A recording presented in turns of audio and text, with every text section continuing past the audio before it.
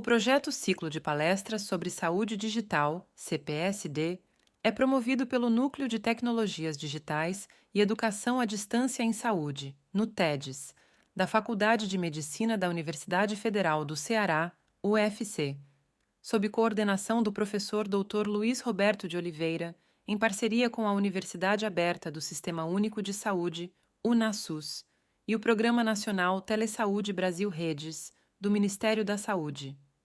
Objetivos do projeto CPSD: qualificar os trabalhadores da rede de atenção à saúde, promover a cultura de práticas e ensinagem em saúde digital, prover a governança e a sustentabilidade do Sistema Único de Saúde por meio das tecnologias digitais da informação e comunicação. Importante: o projeto CPSD emite certificação para aqueles que comprovadamente assistirem a, no mínimo, 20 webconferências. Os encontros virtuais são realizados pela plataforma da Rede Nacional de Ensino e Pesquisa de forma síncrona e disponibilizados no canal do NUTEDES no YouTube. NUTEDES UFC. Siga-nos nas redes sociais: Instagram, @NUTEDES, UFC, Facebook, @nutedes.ufc. Acesse a web rádio do NUTEDES, disponível pelo site nutedes.ufc.br. Bom dia a todos, eu sou o professor Flávio, né? Sou também técnico em TI aqui do Núcleo de Tecnologia e Educação à Distância em Saúde, aqui da Universidade Federal do Ceará. E nós trabalhamos também em projetos de inteligência artificial aqui no Núcleo, né? Nós estamos iniciando aqui o ciclo de palestras em saúde digital de 2024, cujo tema é inteligência artificial aplicado à saúde, de onde partimos, de onde estamos e onde queremos chegar. Para nós é uma honra a ilustre presença aqui do pós-doutor, Dr. João Alexandre Lobo Marques. Ele é professor da Universidade de St. Joseph, em Macau, da China. É também pós-doutor, ele é professor da Universidade de St. Joseph, Macau, da China. É pós-doutor da Universidade de Leicester, do Reino Unido. É doutor em Engenharia de Teleinformática pela Universidade Federal do Ceará, em 2010.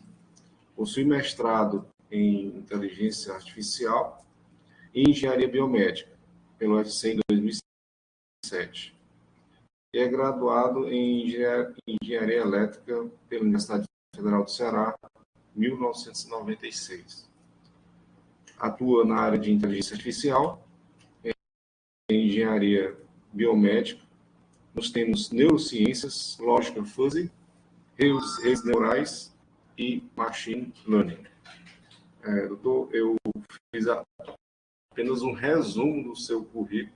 Eu acho que eu talvez tenha sido infeliz de não ter citado outras coisas, né? Mas quando passar a palavra para os senhores, eu sinto à vontade de esclarecer melhor esse maravilhoso currículo. Nós temos também aqui um palestrante que vai ajudar o Dr. Wellington Souza Aguiar.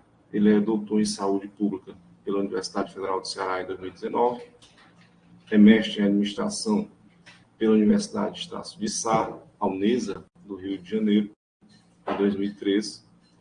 É graduado em processamento de dados em 1987 e pós-graduado em gestão de projetos pela Estácio em 2010.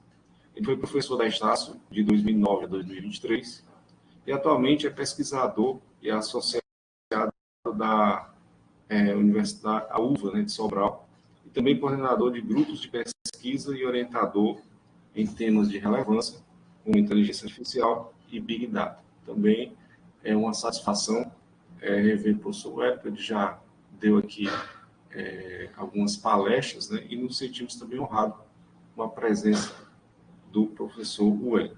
Então eu não sei como é que vai ficar essa apresentação, queria que o professor Alexandre Lobo vai encabeçar, né, fazendo uma apresentação, e o professor Wellington também fique à vontade. Então, passo a palavra para o doutor Alexandre Lobo. Fique à vontade.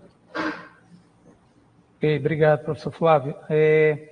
Bom, pelo que nós combinamos, o professor Wellington vai iniciar com uma breve apresentação e a gente segue no modelo de irmos discutindo alguns pontos específicos. Isso, ok? Então, vou compartilhar minha tela.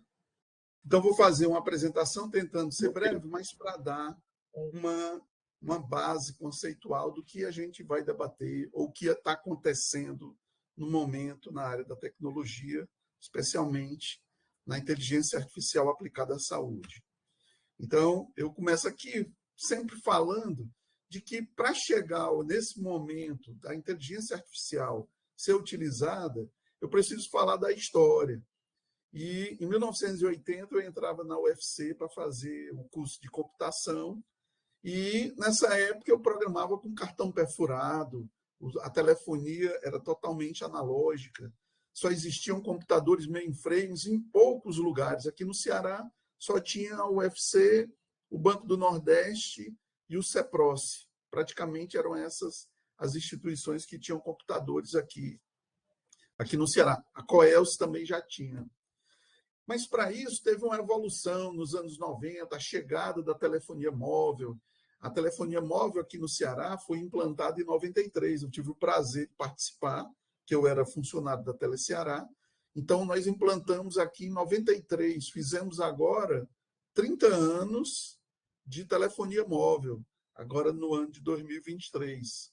Com isso, veio a evolução, telefonia móvel, veio a internet. A internet cada vez foi ganhando mais velocidade.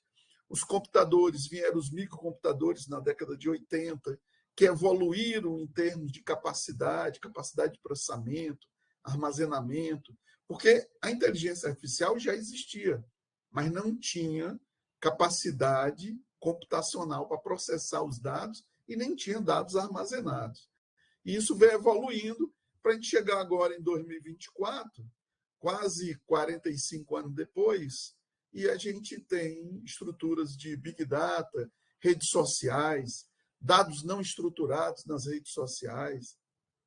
Tem a inteligência artificial aí que vem evoluindo nos últimos 10 anos e está chegando num ponto de popularização. O ChatGPT é uma realidade que a gente estava conversando agora há pouco, que você pode fazer perguntas e ele começa a lhe responder baseado num volume de dados enorme que ele tem. E algumas coisas, eu mostrei aqui um exemplo aqui de um jovem está falando, usando aqui comunicação da língua de Libras, que é um grupo que foi totalmente afetado com a tecnologia. Se você voltar para os anos 80, um jovem que era surdo e mudo, ele só se comunicava com as pessoas que estavam em volta dele, estavam próximas. E hoje, esse jovem liga a câmera dele e conversa com jovens no mundo inteiro, com a família dele no mundo todo, online, mostrando a imagem dos sinais de Libras. Então, olha os impactos que as tecnologias vão tendo na vida das pessoas. E nessa evolução tecnológica, a gente viu aí nos últimos anos praticamente acabar com os táxis, porque vem o Uber, você faz reserva de hotel, de passagens, tudo pela internet. A própria, essa possibilidade de poder ter a computação em nuvem para pequenas e médias empresas, o custo para ter um recurso de tecnologia ficou muito mais barato. Durante a pandemia, as empresas de entrega de alimentação foi assim um suporte enorme nas famílias.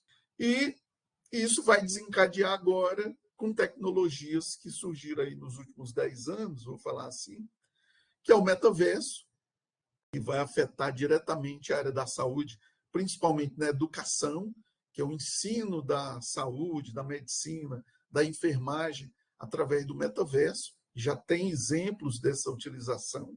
A inteligência artificial, que nós vamos comentar aqui, e chega essa técnica de LLM, que é uma técnica de inteligência artificial que é usada pelo ChatGPT. A gente vai comentar um pouco mais à frente.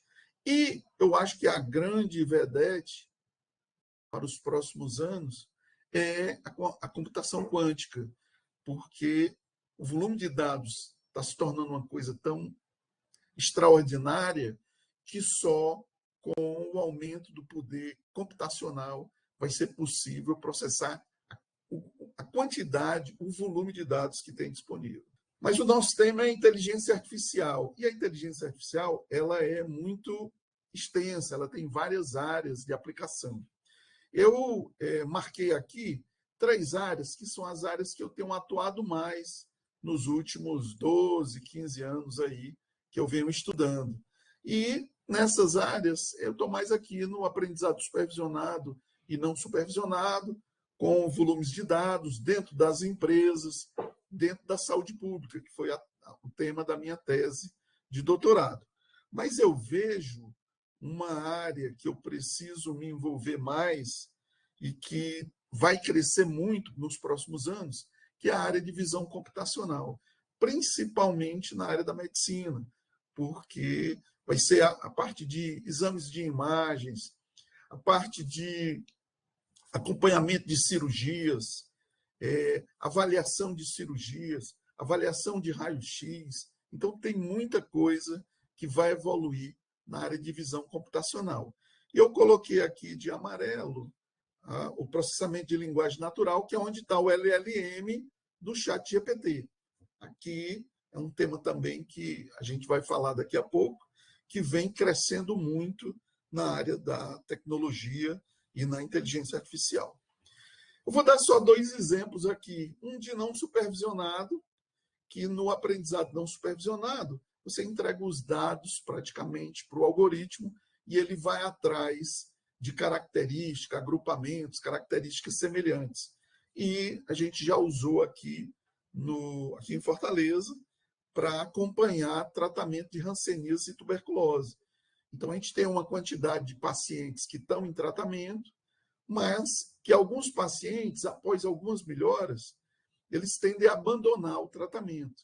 E a gente queria saber quais são as características daqueles que abandonam.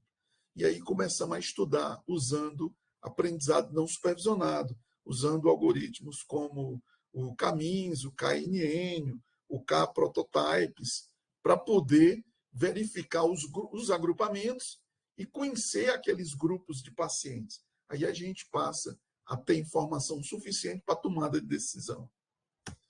Um outro é o aprendizado supervisionado. Esse é o que eu trabalho mais, que é a parte da predição, do machine learning, que em 2020 eu usei lá em Sobral para predizer dos pacientes em tratamento quais os que tinham maior risco de óbito e dar uma atenção especializada para esses pacientes. Então, o aprendizado supervisionado, o nome está dizendo, ele aprende a partir de dados históricos e do que já aconteceu. Você diz o desfecho, aqui eu tinha dados de 170 óbitos que já tinham ocorrido lá em Sobral e tinha dados de 800 pacientes em tratamento. E na primeira rodada que nós fizemos, deu que tinha 48 pacientes com alto risco de óbito. Fizemos a identificação numa segunda-feira, o algoritmo acertava demais. Infelizmente, com 4 ou 5 dias, esses 48 pacientes já tinham vindo a óbito. Mas continuamos rodando esse modelo, e sempre que identificava um paciente de alto risco, se ele estava na enfermaria, ele ia para a UTI, se ele estava na UTI e precisava entubar. Então, era feito o máximo com esses pacientes para evitar o desfecho de óbito. E, atualmente, que eu falei agora há pouco, eu participo como pesquisador da FUNCAP, e, atualmente, tem 3 projetos meus em andamento, lá em Sobral, que é o uso da IA para predição de assalto a pedestres. Isso aqui está mais no âmbito da segurança pública, mas também para predição de acidente de trânsito, que lá em Sobral eles têm muito problema com acidente de moto, e para a parte de predição de feminicídios, que está envolvida aqui com a saúde pública, a área da saúde da mulher. Então, são 3 projetos em andamento. A gente vem trabalhando desde fevereiro do ano passado e estamos implantando um observatório de segurança pública lá em Sobral, para você ver como a inteligência artificial está em todo canto, está sendo desenvolvida, e nós aqui na Terra do Sol Quente, viu, professor Alexandre, estamos fazendo várias pesquisas nesse âmbito. Eu trouxe essas 3 aqui para mostrar o que eu tenho feito ultimamente. E aqui falar um pouco do LLM, que é essa técnica, que é um modelo de linguagem de larga escala, que é usado pelo ChatGPT, mas não só o ChatGPT, existem outras técnicas aqui, o Grok, o LM Studio, são ferramentas que usam essa técnica. Eu particularmente, eu uso o Grok, que tem um tempo de resposta muito bom e é free, eu indico, mas fiquem à vontade, tem várias outras também. Mas a ideia dessa tecnologia é usar grandes volumes de dados para, a partir deles, aprender. Então, veja que é aprendizado supervisionado, ele pega de dados históricos, de bibliotecas, de livros, de banco de dados, e sai gerando conhecimento. Na primeira geração do ChatGPT, ele trabalhava com 175 bilhões de variáveis, que na segunda, que eu tenho conhecimento, ele passou para 100 trilhões de variáveis, mas já deve ter usado um volume maior. E no processamento desses 100 trilhões de variáveis, aí o ChatGPT já usou computação quântica, porque senão, se fosse usar a computação tradicional, precisaria de 1 ano, 2 anos para processar todo esse volume de dados. Então, a computação quântica já chegando aí para grandes empresas, vamos ver quando ela vai chegar para o público em geral. Ainda no LLM, a OpenAI, que é a detentora do ChatGPT, lançou essa ferramenta, o Sora, que gera vídeos a partir de textos. Então, aqui no exemplo que eles dão, ele colocou eu quero um vídeo da celebração do Ano Novo Lunar chinês, em homenagem aí o professor Alexandre Lobo, do Ano Lunar chinês com o dragão chinês. E ele gerou, com muita realidade, com muita criatividade, esse vídeo. Olha só a qualidade das imagens, das cores, as pessoas, os prédios, tudo baseado em dados anteriores que eles já tinham sobre esse tema. Aqui em seguida, eu coloquei um outro vídeo que o texto foi dado, foi esse, uma senhora simpática cozinhando na sua casa. E eles fizeram é bem rapidinho, são apenas 10 segundos, olha só. Vou deixar aqui vocês. Então, é uma senhora cozinhando, bem simples. O que eu quero relatar aqui nesse vídeo é que a inteligência artificial, quando é geração de imagens, ela ainda tem uma grande dificuldade na geração da imagem dos dedos, das mãos. Então, eu vou repetir, agora prestem atenção nos dedos da mão da senhora. Esse daí está tudo normal. Essa aqui, o dedo mindinho já está meio estranho, né?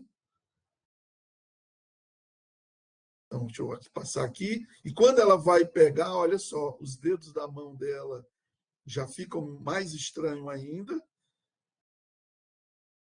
O dedo mindinho aqui meio que desaparece. Então, não tem ainda um controle, não tem uma qualidade boa para os dedos das mãos. Esse LLM também, que a OpenAI vem vendendo bastante. E, por fim, e não menos importante, eu quero dizer o seguinte, mostramos muitas tecnologias que vão ser usadas não só na área da saúde, mas em todas as áreas de conhecimento. Mas eu trago aqui um slide de Jeremy Bentham, que era um filósofo que criou a deontologia. E a deontologia é a ciência dos deveres, da ética, aquele que diz que o que é certo tem que ser feito, independente de que tem alguém olhando, de que vai ter alguém vigiando. O certo é o certo e é o que tem que ser feito. E aí, quando a gente fala da IA, a gente sabe que a IA vai nos ajudar bastante no aprendizado, na produção de materiais, no estudo de línguas. Eu estudo francês por algoritmos de IA, por aplicativos de IA, para agilizar tarefas através da RPA, o apoio à decisão na hora do tratamento dos dados. Tem muita coisa boa para ser utilizada. Mas, em contrapartida, a gente sabe que a gente está sob risco do uso de fake news, de plágios, fraudes em textos, crimes virtuais vão ser utilizados e falhas no aprendizado para aqueles estudantes que acharem que toda resposta vai ser pelo chat GPT ou pelo LLM. Não vou nem falar do software da OpenAI, mas vai ser pelo LLM para gerar conhecimento e não vai estudar. Então, a deontologia traz esse lado. Assim como uma faca, ela pode servir para cortar um pão, ela pode para assassinar uma pessoa. Toda ferramenta na mão do ser humano, ela pode ser usada para o bem ou para o mal. E, por fim, eu deixo essa frase de Oswaldo Cruz, sanitarista e epidemiologista. Ele diz que meditai se só as nações fortes podem fazer ciência, ou se é a ciência que as tornam fortes. Então, minha fala, acho que foi bem rápida, foi essa, professor, e deixo aqui aberto para a gente debater, deixando aqui a primeira pergunta para o professor. Deixar minha pergunta aqui para o professor Alexandre Lobo. Aí marquei os 20 minutos, deu os 20 minutos, viu, professor? Certinho. E, então, eu deixo a primeira pergunta, professor. O que é que você tem visto de especial, diferente ou impactante aí na sua região, nas suas universidades, que tem impactado e que pode abrir caminhos e ideias para a gente aqui na Terra do Sol Quente? Boa. Bom, professor Wellington, obrigado. Obrigado pela apresentação, foi ótimo. Aí um overview de tantas coisas em 20 minutos não é fácil, né? Mas foi muito claro e muito bom ver os projetos também que estão sendo desenvolvidos. Eu acho que eu estou aqui distante, mas estou sempre trabalhando com grupos de pesquisa também aí no Brasil e na UFC também, né? Até na Faculdade de Medicina. E então a gente está o tempo todo aplicando, né, a inteligência artificial. Então, no cenário daqui, vamos lá, deixa eu tentar mais ou menos passar um pouco da experiência. Eu acho que um dos aspectos que você encerrou sua apresentação aí tem sempre uma análise de balanço sobre a ética, né, do uso da inteligência artificial. E um ponto que eu acho que chama muita atenção para mim, que estou aqui e que vejo que é um dos pontos também cruciais, é o que é normalmente conhecido como o power balance, né? O equilíbrio de poder, né? É a possibilidade, porque veja bem, a gente está olhando aí que pronto, seu caso lá da predição das mortes, né, dos pacientes, ele foi determinante por você já ter tido um histórico de casos anteriores, ou seja, a existência de dados permitiu que o modelo ficasse muito mais preciso, né? E isso aí é uma coisa que é uma das grandes preocupações da inteligência do desenvolvimento da inteligência artificial na área da saúde e também diversas outras áreas, mas trazendo um pouco aqui para o nosso tema, que é a capacidade de se ter mais dados para gerar modelos altamente precisos, né? Quando a gente começa a trabalhar com problemas de imagens, por exemplo, né? Nós estamos vendo um direcionamento cada vez mais forte das soluções usando inteligência artificial para a saúde, usando imagem, né? Quanto maior a base de dados que você tem, mais chance do seu modelo ficar mais preciso, né? E isso é uma realidade que a gente vê muito Aqui, assim, eu vou dar um exemplo, nós estávamos trabalhando com uma universidade que ela tinha aproximadamente 2 milhões de tomografias do determinado exame que nós estávamos trabalhando. Né? Quer dizer, uma quantidade enorme de bases de dados. Eles tinham uma variação gigantesca e esse direcionamento ele vem a partir de uma política nacional de desenvolvimento da inteligência artificial para a saúde da China, né? Que eles estão criando as diversas possibilidade não só de investimento, mas também de capacidade técnica, né, de formação do pessoal, não somente de dinheiro para ter os equipamentos, né, mas de formação para que ele possa gerar essas bases de dados poderosas, né? Logicamente não são todos os exames que tem em cada hospital, vai dependendo dos grupos, né, especializados que são criados lá. Eu particularmente trabalho com um grupo aqui muito na área de cardio, né, cardiologia. E nós também estamos com acesso agora a uma base de ecocardiogramas, assim, de pelo menos, para alguns determinados casos, né, pelo menos 500 mil casos, né, para determinados problemas. Então, esse dilema ético aí, né, é uma preocupação em torno da inteligência artificial, da mesma forma que as pessoas, do ponto de vista mais comercial hoje, se preocupam com o Google, né, com o Facebook ou a Meta, né, ou mesmo a OpenAI, essa integração de termos 5, 6 grandes empresas no mundo dominando um conjunto de algoritmos. Então eu vejo assim, trazendo nessa perspectiva, eu vejo muitas iniciativas, praticamente não vejo aqui projetos mais na área da saúde que não tenha nenhum tipo de aplicação com inteligência artificial, lógico, inclusive a área de medicina tradicional chinesa, que é uma área que está recebendo muito investimento recentemente aqui nessa região, para sair a medicina tradicional chinesa simplesmente daquele conceito da medicina caseira, né, para virar um processo industrial mesmo, né? Então, praticamente todos os projetos que eu vejo têm alguma vertente de inteligência artificial, quer seja nas análises, quer seja na preparação dos medicamentos, enfim.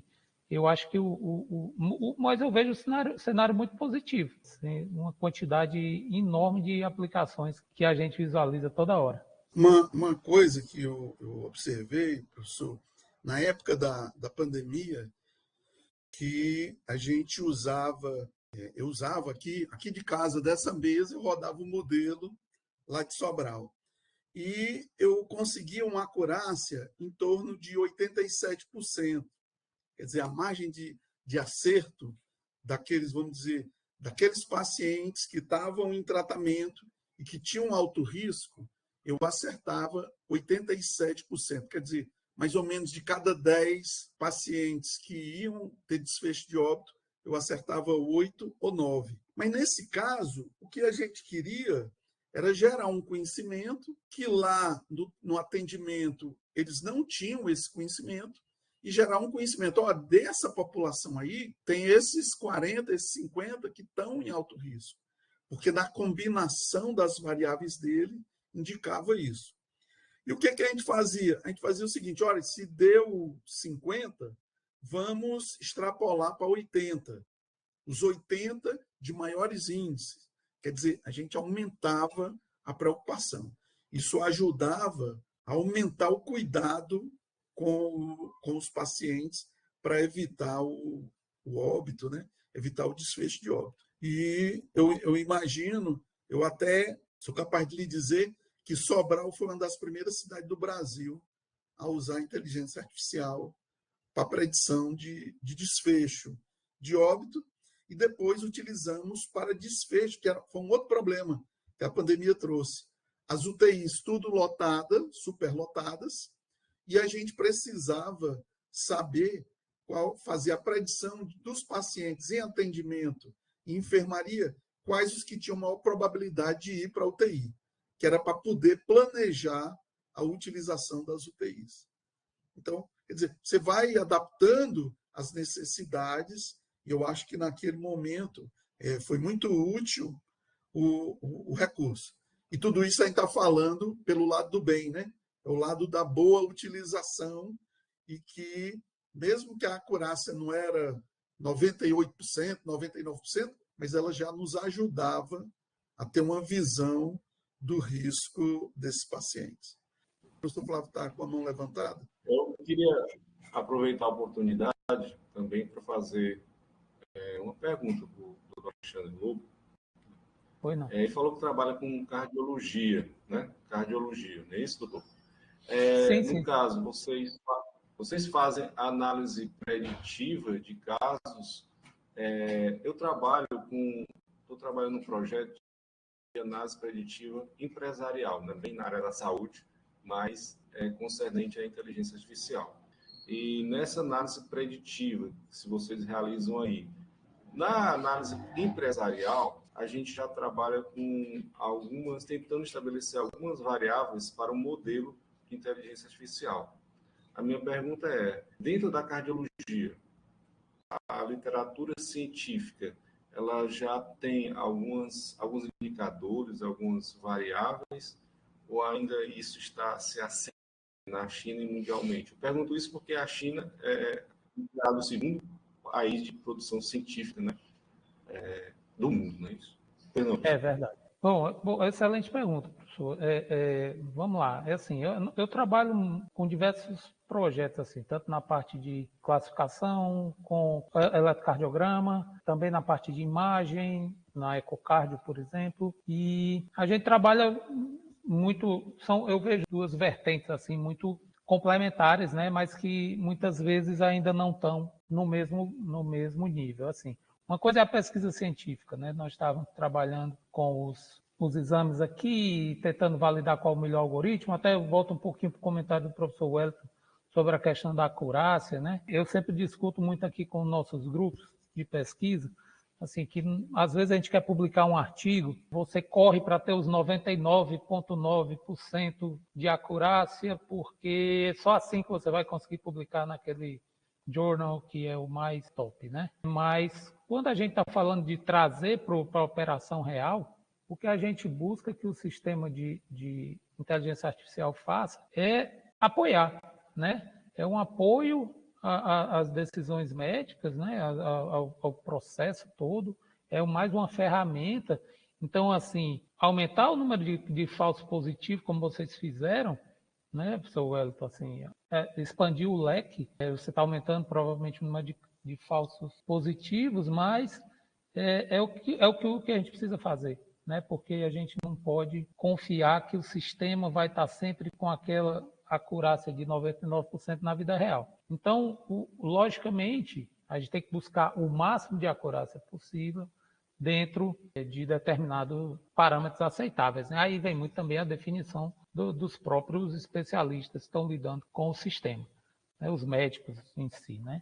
Então, sim, nós trabalhamos com diversos modelos também de predição epidemiológica, né, que dá apoio na área de cardiologia também aqui. E a gente tem um trabalho muito interessante também na parte de predição de alterações no eletrocardiograma.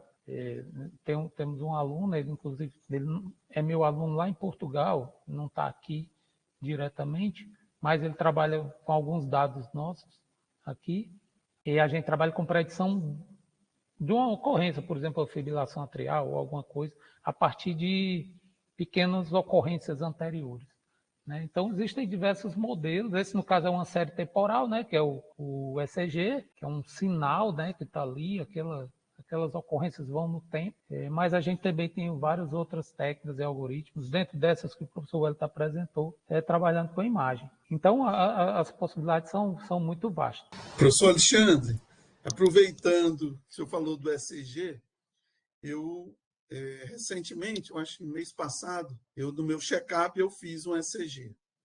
E uma coisa que me deixa muito incomodado é ver ainda o ECG ser feito numa impressora de tinta, quando, para mim, aquilo ali já era para ser um equipamento, uma placa, coletando a variação com valores milimétricos ou dízimas de quanto subiu e desceu, e isso gerar uma base de dados para ser tratada.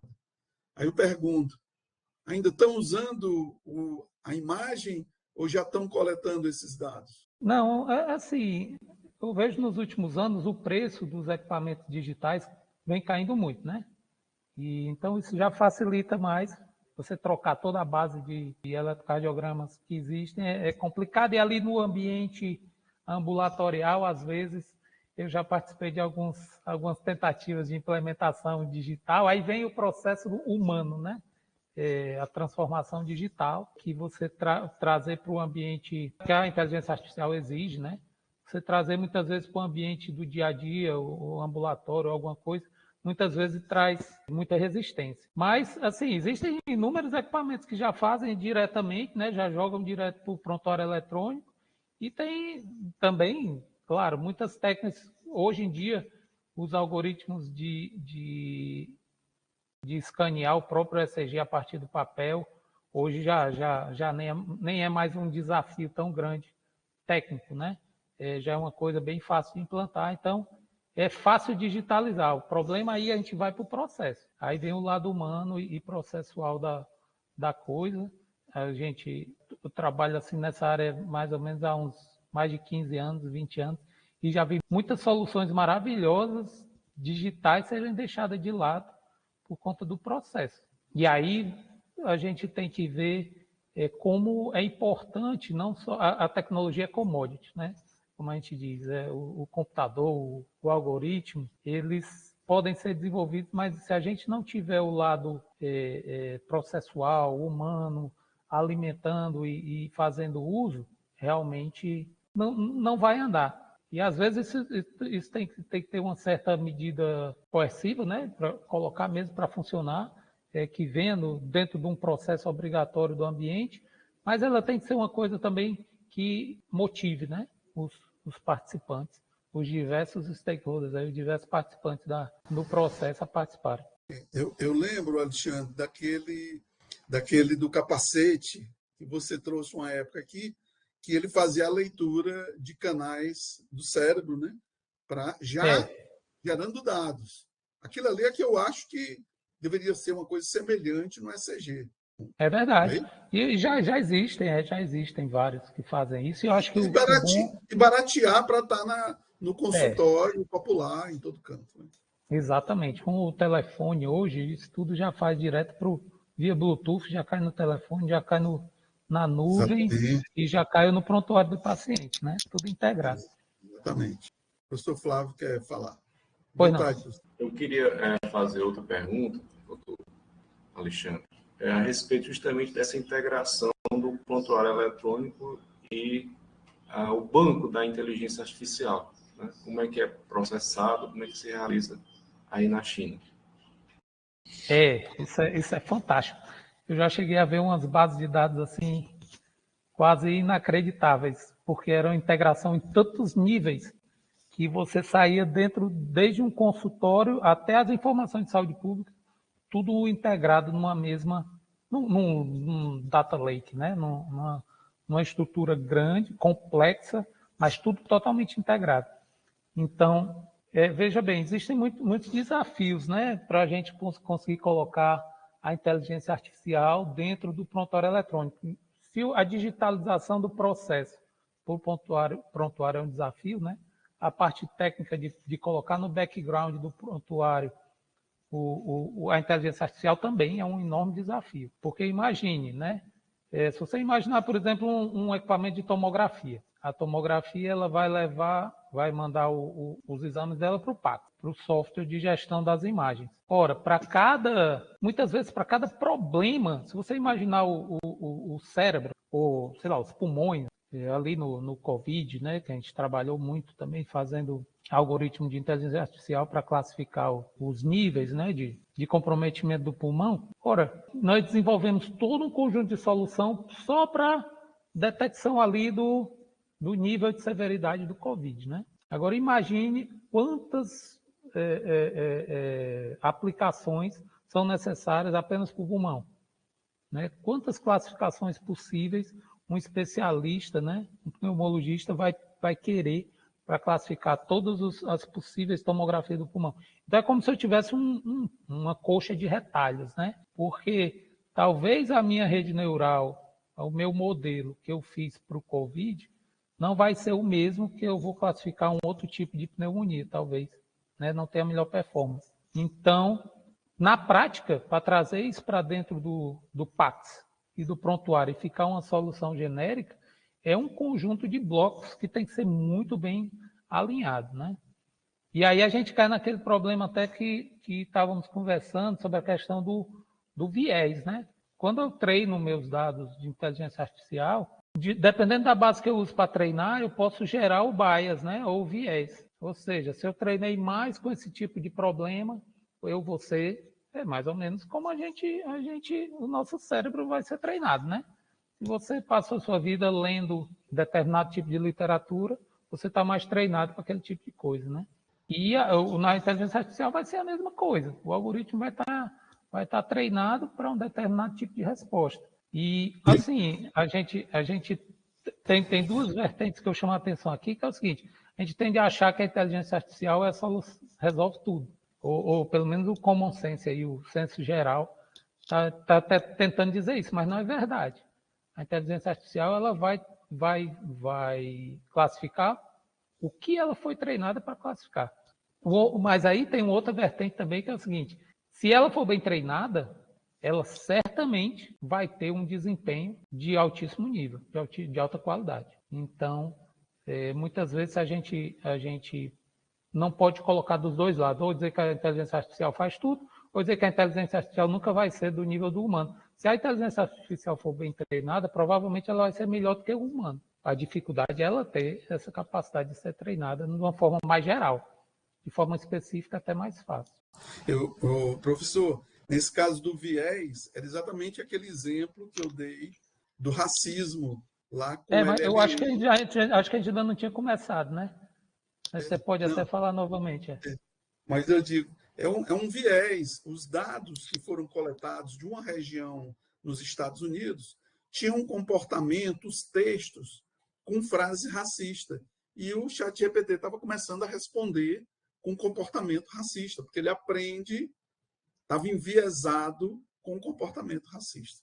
Então, são esses cuidados que tem que se ter. Uma outra da mesma forma, só completando, aqui no mundo científico, a gente está vendo hoje uma quantidade enorme de publicações que são retratadas, que os autores estão sendo obrigados a se retratarem. Por quê? Porque os resultados estão com viés, né? Utilizando algoritmo de inteligência artificial.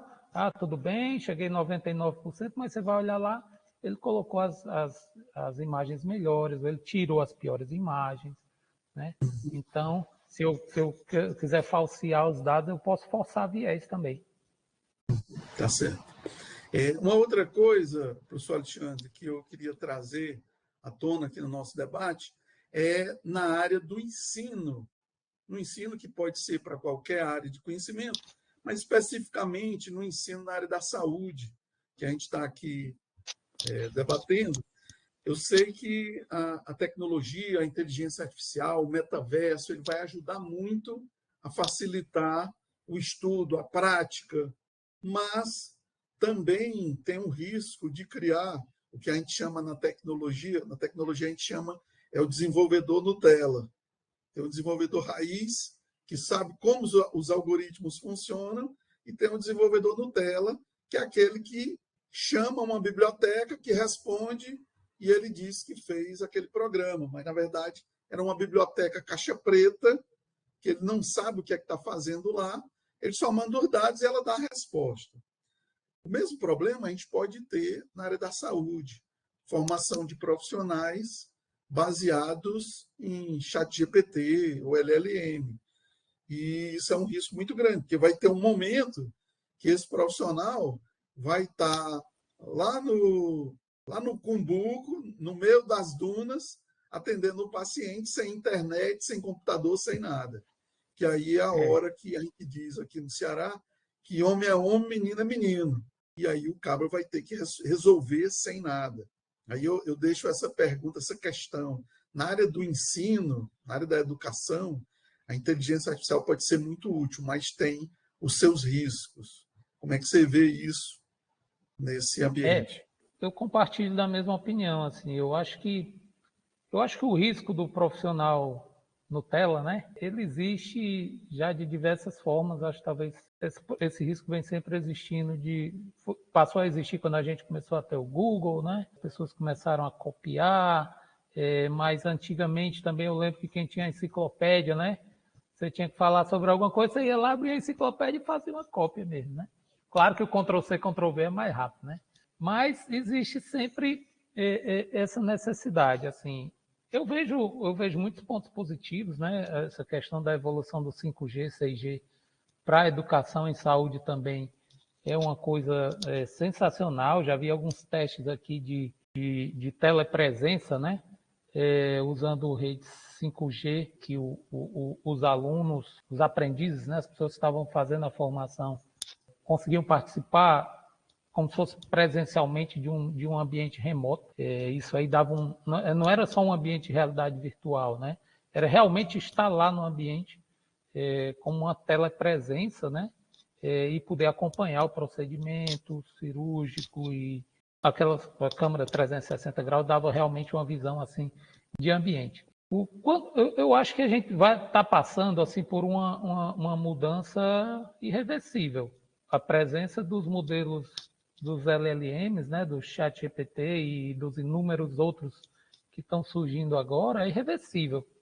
A gente só tem que ver como a gente vai criar mecanismos para fazer com que isso nos apoie mais do que nos prejudique. Eu acho que a gente sabe que, por exemplo, eu vou dar um exemplo aqui no mundo acadêmico. Eu, particularmente, eu acho que com essas ferramentas de ChatGPT e geração de textos, o desafio da revisão de literatura ele vai ser cada vez mais ser encontrado ali, poder ser montado como um quebra-cabeça em um dia. Porque o que vai diferenciar provavelmente as teses, pelo menos de mestrado futuramente, as dissertações, vai ser cada vez mais o capítulo de resultados, ou a capacidade de analisar em forma de uma discussão, que hoje já né? Muitas vezes hoje você tem banca que já nem lê o capítulo de revisão de literatura, ou de estado da arte, mas os alunos estão lá fazendo. É bom? Claro, é um passo a passo que ele tem que fazer. Quem não fizer vai ser detectado na sua própria defesa, na sua capacidade de elaborar ideias, né, e tudo. Mas o fato de efetivamente se construir um capítulo de uma escrita, isso aí vai ser uma coisa que vai virar uma coisa ferramental. Né? Professor, no semestre passado, numa avaliação na faculdade, eu tinha uma das questões, eu pedia para desenvolver um pequeno programa em C++. Programa lá, simples, que devia ter 20 a 30 linhas. E era uma prova em que eles faziam no computador, que ali mesmo já ficava registrado e eu fazia a correção. E eu fiz, já sabendo, era numa época que o ChatGPT estava muito debatido e tal, e eu fiz aquela pergunta. Não foi surpresa, dos 50 alunos, 6 tinham um programa exatamente igual que era quando você pedia no ChatGPT com o nome das variáveis, que a gente sabe que você fizer um programa aí, eu aqui, o professor Flávio ali, nunca vai ter variáveis com o mesmo nome. Então, a mesma sequência de linhas, né? Mesma sequência de linha, mesmo nome de variáveis que têm uma letra maiúscula, uma minúscula. Quer dizer, exatamente um copiar-colar. Aí isso me preocupa pelo seguinte, porque esse profissional, se ele segue na carreira de estudante respondendo dessa forma, ele vai acabar não entendendo a lógica e o cerne da programação e da lógica computacional. E no dia a dia, no trabalho, não vai ser desse jeito. Não vai ter essas oportunidades. E então ele vai passar muito aperreio. Isso é uma coisa que... Esse aspecto ético, nós, professores, temos sempre que sempre tentar debatendo, né? levantar, né? Porque, logicamente, eu acredito que esses 6 alunos, que são 10% da tua turma, provavelmente eles nem teriam respondido a questão. Eles aí seriam as pessoas que, se você cortar os pontos dele, tá igual, né? Uhum. Então, ele tem que saber que não valeu a pena. Mas eu estava vendo uma situação, porque existem os detectores, por exemplo, esses antiplagiarismo, né, essas ferramentas, eles já estão colocando para detectar se o texto vem do chat GPT, né? Mas, logicamente, tem aquelas palavras, né, que o chat GPT usa, que é bem característico, aquela conclusãozinha no final, né? Só que já existem ferramentas para reescrever o que o chat GPT faz para ficar não detectável, né? Então vai ser o aspecto ético sempre uma coisa ultrapassando a outra, né? Por outro lado, para profissionais experientes, usar o chat GPT para fazer uma correção num código, para aumentar a produtividade, é excelente. Na minha equipe, na empresa, que tem 50 profissionais, tinha alguns profissionais de alto nível lá que chegavam no momento que tinha uma certa complexidade e ele estava na dúvida, ele executava alguma coisa no chat GPT, testava, verificava e implantava. Quer dizer, é outra utilização. Aí já é um profissional usando para aumentar a qualidade do trabalho dele. É diferente do estudante. Por isso que eu chamei essa parte da educação, que eu tenho medo. Hoje eu peço para os meus alunos fazer algumas revisões bibliográficas no chat GPT. Eu digo, ó, pega lá, vamos lá, me traz aí aqui nós temos muitos alunos que trabalham na indústria, né? Vem fazer a pós-graduação aqui na universidade e eles não têm assim um background acadêmico muito forte, não. É uma forma de eu aproximar, ao invés de simplesmente mandar procurar nas bases, no Scopus ou alguma coisa, que é um ambiente mais agressivo, a gente está indo via ferramentas de LLM, né? E tem sido super bem sucedido. Assim. Eu queria fazer mais uma pergunta a respeito de um tema de inteligência artificial. Quando a gente faz análise preditiva empresarial, a gente trabalha também com análise de sentimento, no caso de relatório de administração das empresas. Então, a saúde empresarial tem muito a ver com a saúde também. A gente vai fazer um paralelo com a saúde física, né, de pessoas. Então, minha pergunta é, existe algum trabalho de análise de sentimento em prontuário eletrônico na China? Está sendo feito algum projeto na parte de análise de sentimento? Excelente pergunta. Eu trabalho aqui com análise de sentimento na parte totalmente diferente, na parte de investimento em bolsa de valores.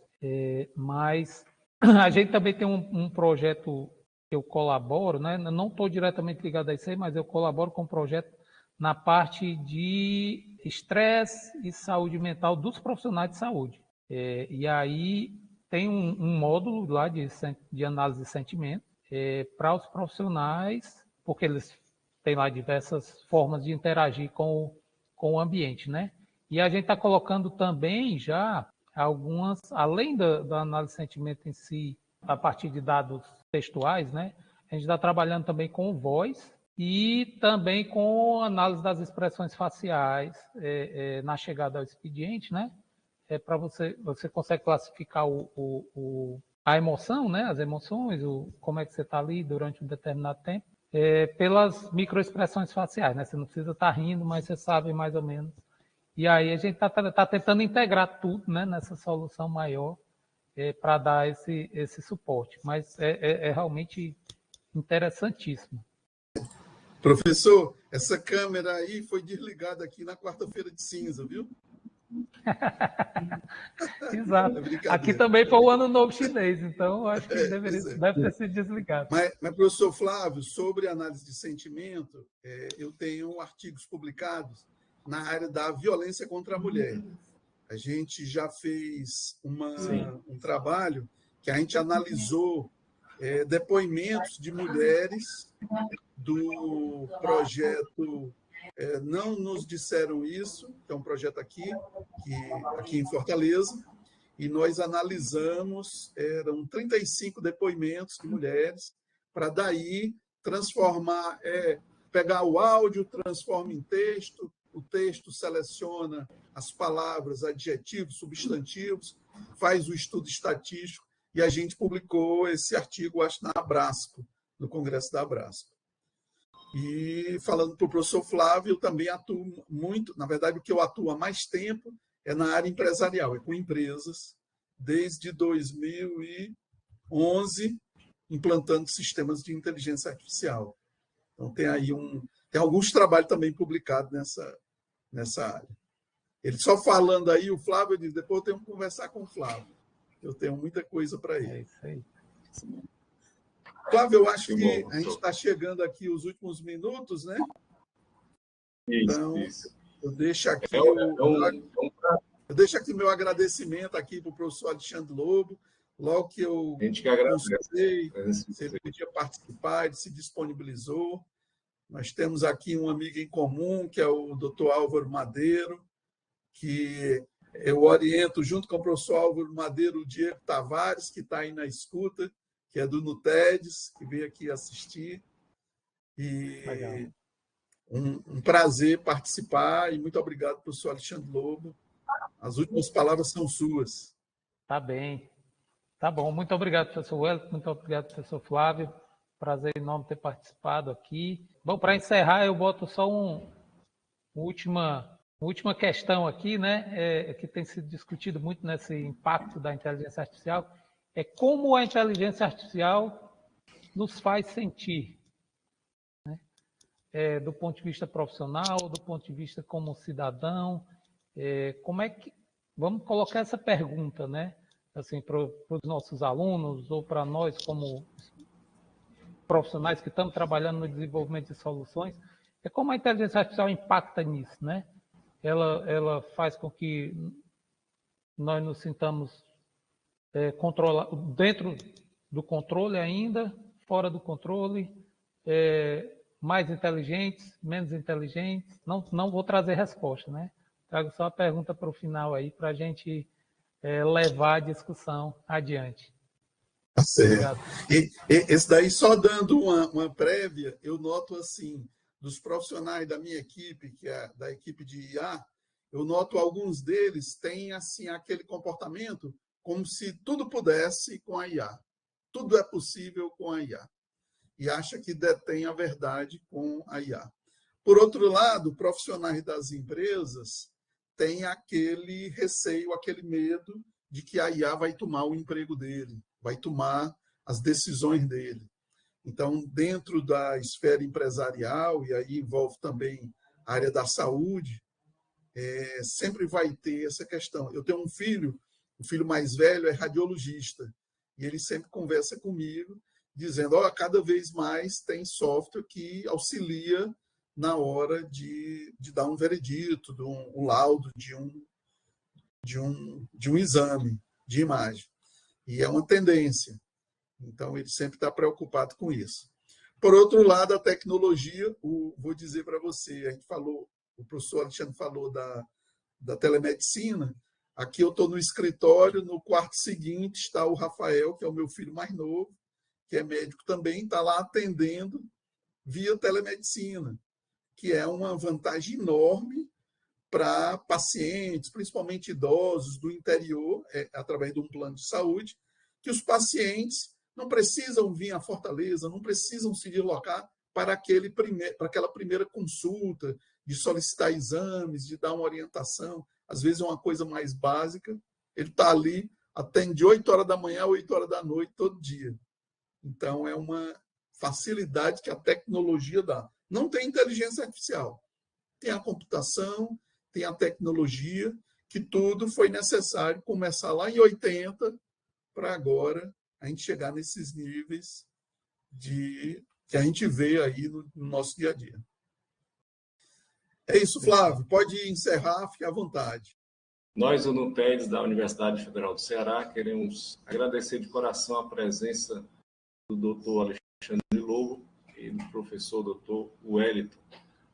A nossa vontade é que nós ficássemos aqui amanhã toda, talvez o dia todo, falando sobre inteligência artificial. Mas eu acredito que, eu tenho certeza que vocês todos são muito ocupados, têm uma agenda cheia, e para nós foi uma honra ter a presença de vocês aqui. No mais, vocês já estão com as portas abertas e convidados para permanecer conosco em outros temas relevantes aqui do ciclo de palestras. Um grande abraço, né, a todos e até a próxima oportunidade. Muito obrigado. Obrigado. Um abraço, Alexandre. Um abraço, grande abraço. Aí para o Alexandre já são 9h da noite, Alexandre? 9 da noite, é. Já 9 da estamos no noite. fim do dia. Daqui a pouco vai jantar e vai dormir. É isso. Tá bom. Boa noite. Obrigado, Alexandre. Mais uma Obrigado. vez.